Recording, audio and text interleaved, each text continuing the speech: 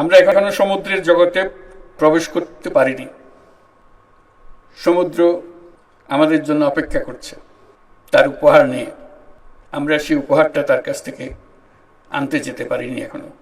আমাদের জানতে হবে কি কি ধরনের মৎস্য সম্পদ এই সমুদ্রের পানির তলায় আছে। আমাদের বুঝতে হবে কেন আমরা এটা পারছি না। এই খাতটি আমাদের অর্থনীতির জন্য একটা নতুন বাংলাদেশ সৃষ্টি করতে পারে। এটা আমাদের দেশেরই অংশ। আমরা শুধু জমির অংশটা জানি, পানির অংশটার প্রতি আমাদের কোনো দৃষ্টি নাই।